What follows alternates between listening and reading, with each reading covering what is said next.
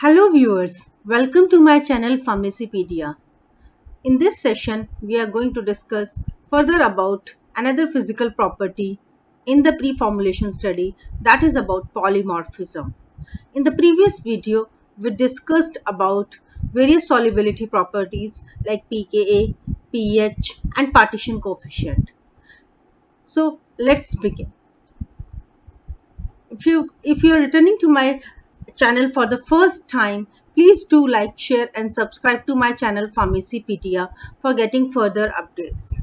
So in our first pre-formulation part 1, we discussed about the physical form, crystal and amorphous characteristics. In the part 2, we discussed about the particle size, shape and flow properties. In the part 4, we discussed about the solubility, profile, pKa, pH and partition coefficient.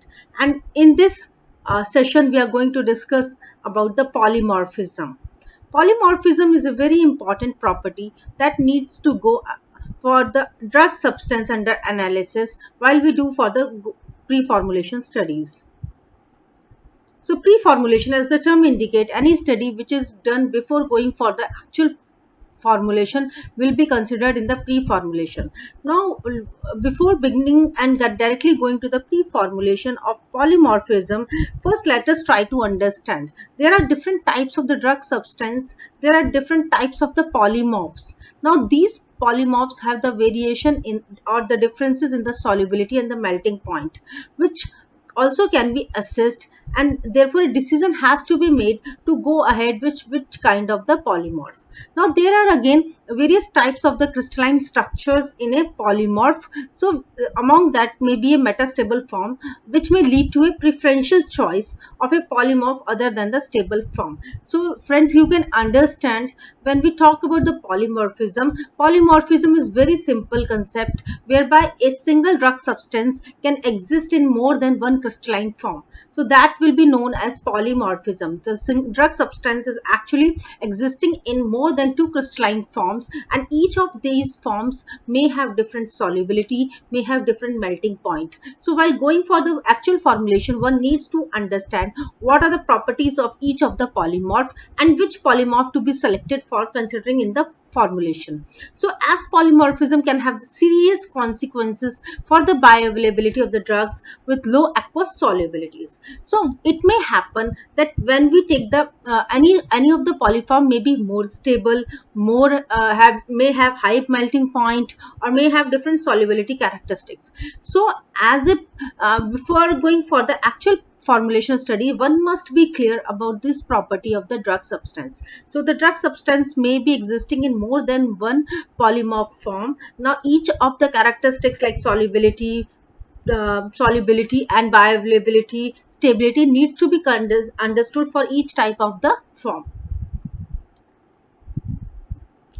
So let us first try to understand what is polymorphism. As told earlier, when a substance exists in more than one crystalline form, the different forms are designated as polymorphs, and this phenomena is known as polymorphism. For example, the carbon may exist in the form of diamond in a cubic structure, or at the same time it may also exist in graphite in the sheet of a hexagonal lattices.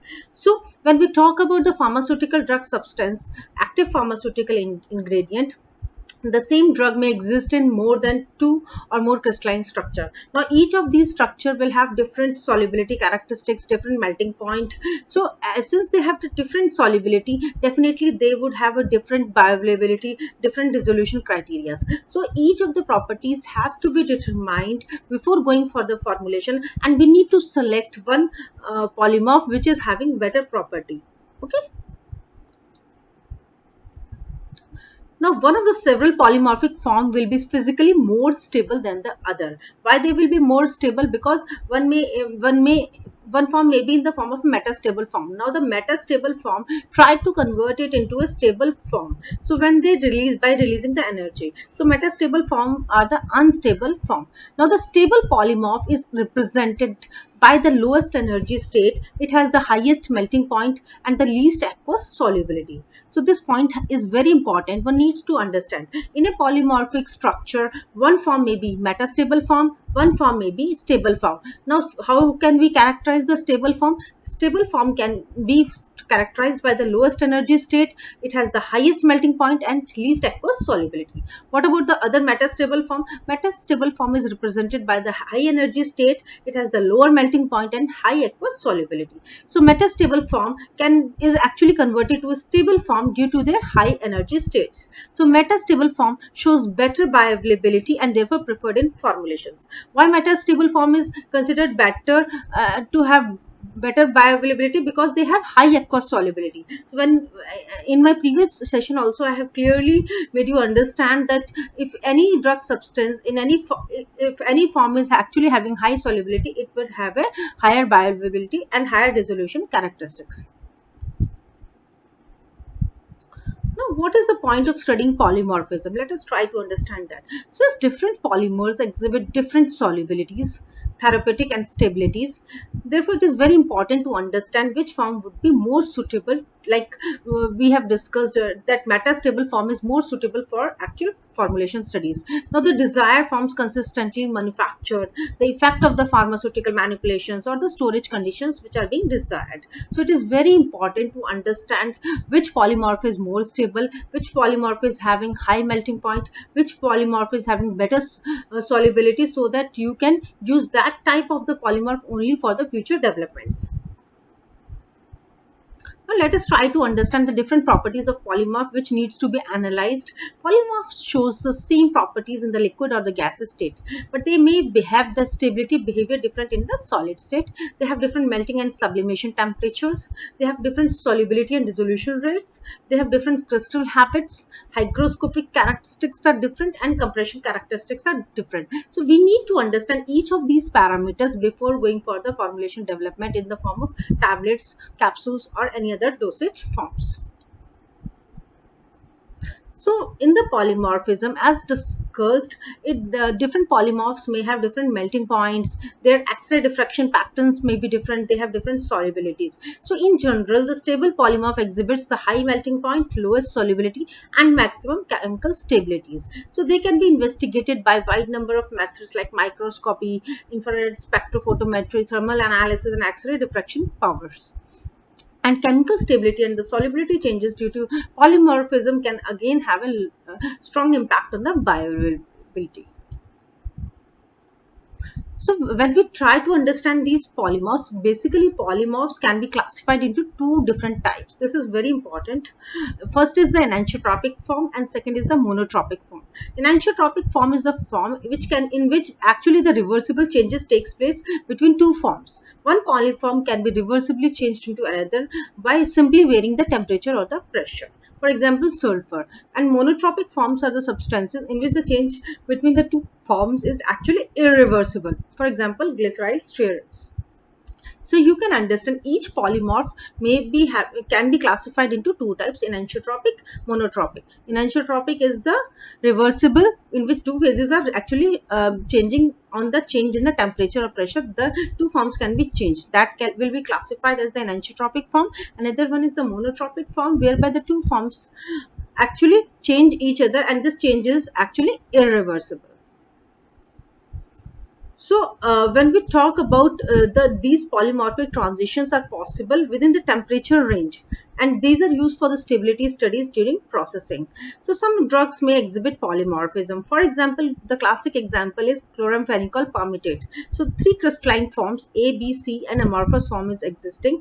A polymorphism A is inactive, polymorphism B is more soluble, and they form the pseudo polymorphism. So pseudo polymorphs should be identified because polymorphs can be obtained by changing the recrystallizing solvents. So one may understand that when you change the temperature conditions, when you change other parameter solvents, the crystal properties changes. So let us try to figure out the difference between the enantiotropic and the monotropic form. So enantiotropic pair is actually reverse phase transitions. It is trying to achieve the stable state, and this transition is endothermic. Whereas the monotropic form, this transition is irreversible. the stable form is reached, it will not return back. This transition is exothermic, that is, it is releasing out the energy. Higher melting point form is always thermodynamically stable form.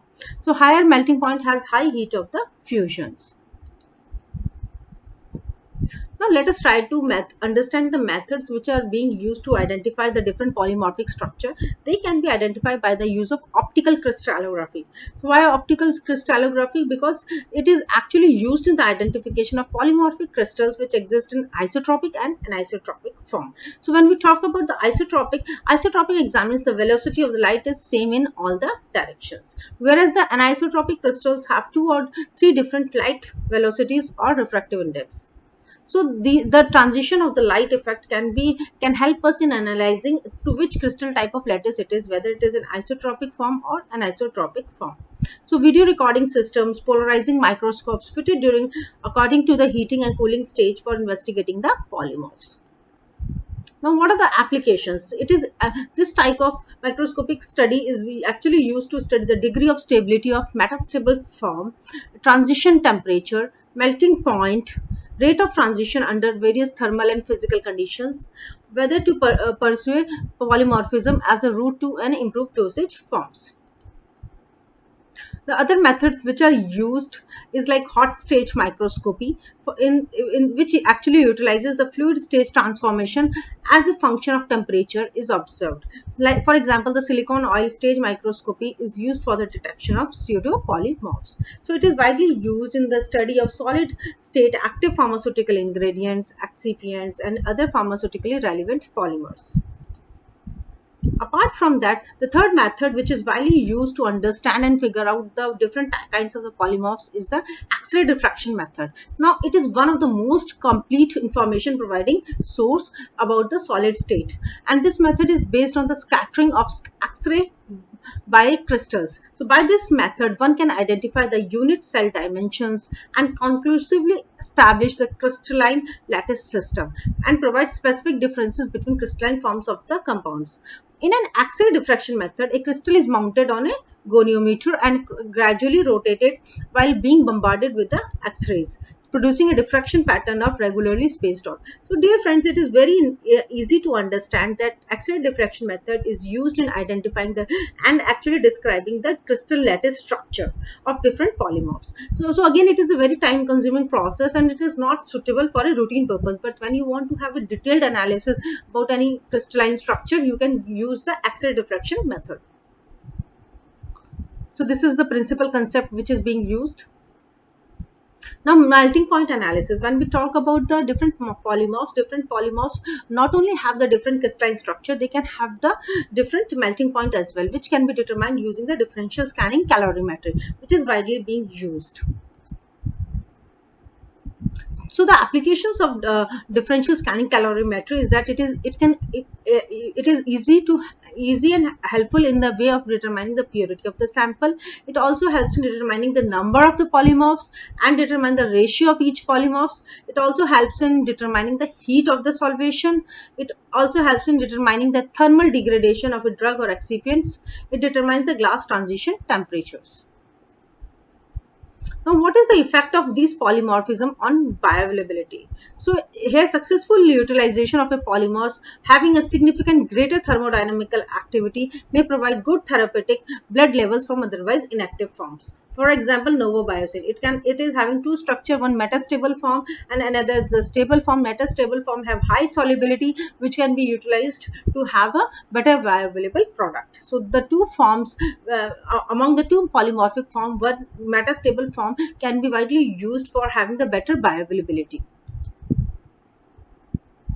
Now let us try to understand the pseudo-polymorphism. The term pseudo as means false. The phenomena in which the solvent molecules gets incorporated into the crystal lattice of a solid are known as solvates. So you must have seen if in a solid structure the solvent molecules get entrapped, it becomes a solvate. Now when the solvate is water, it is known as the hydrate form. So this solvate exists in different crystal forms. They are known as pseudo-polymorphs and the phenomena is known as pseudo-polymorphism.